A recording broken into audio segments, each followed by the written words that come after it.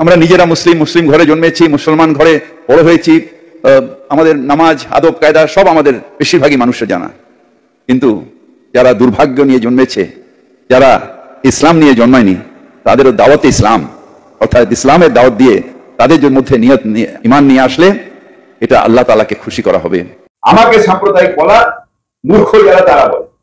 আমি বিজেপির কোন শুনুন, কে অমিত মালব্য জানি না। আপনারা যদি মনে করেন যে আমি সাম্প্রদায়িক হতে পারি তাহলে আপনাদের ধন্যবাদ।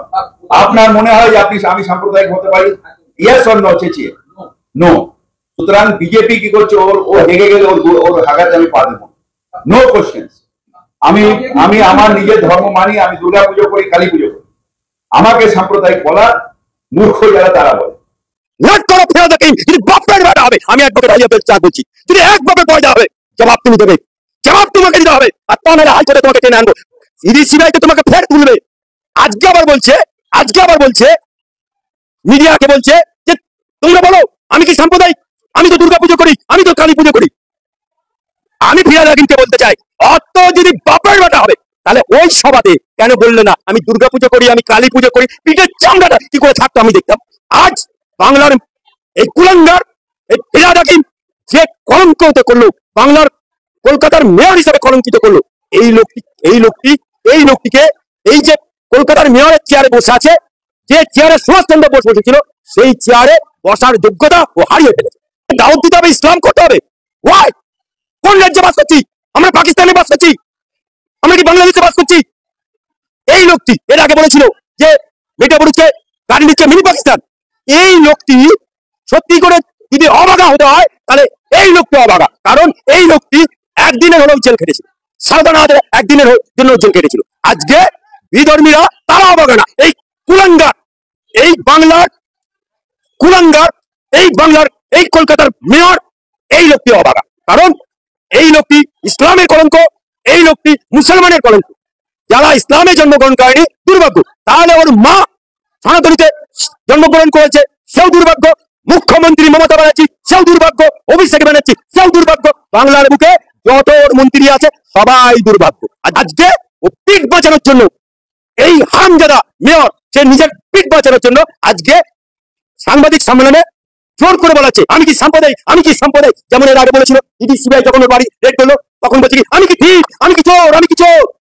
আবার সাক্ষী কাকের আছে সুজন চক্রবর্তী সিপিএম এর একটা বড় বড় মুসলমান, তাদের সভাতে নিজে টুপি পরলো এবং যত লোক উপস্থিত ছিল সবাই টুপি পরা, সবাইকে টুপি পরা ছিল এবং সবাইকে টুপি পরানো অনেক দূরে থাক, সবাইকে উল্লু বানানো, মুসলমানদেরকে ও উল্লু বানালো। দেখুন কোরআন শরীফে একজন ইমানদার মুসলমান যে কলমা পড়ে নিয়েছে লা ইলাহা ইল্লাল্লাহু মুহাম্মাদুর রাসূলুল্লাহ, অর্থাৎ আল্লাহ ব্যতীত আর কোনো শরীক নেই, তাই সে আরাধনা উপাসনা যা কিছু করবে, নামাজ মুসলমানের চারটে যে স্তম্ভ, নামাজ, রোজা, হজ, যাকাত, একজন ইসলাম ধর্মাবলম্বী একজন কলমা পড়া মুসলমান কোনোদিন কোনো পুজো আর্চা করতে পারবে না।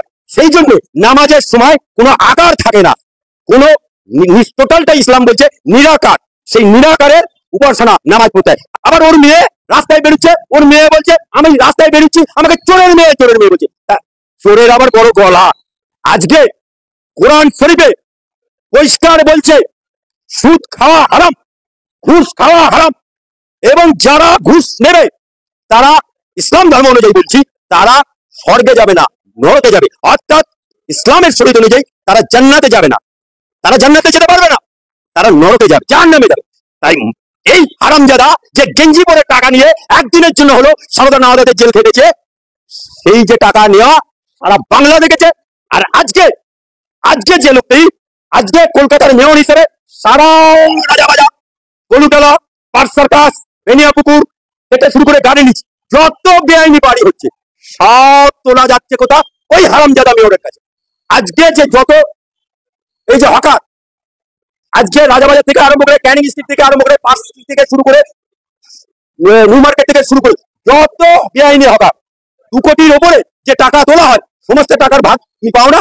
আজকে বড় বড় কথা না, হাজার চুয়াকে দিল্লি বলে আম হজমে যা রায়। এই যে স্বর্গে গেলে যে 72 হুর পাওয়া যায়, এই ফিরাদ হাকিম 72 হুরের মধ্যে কটা হুর পাবে?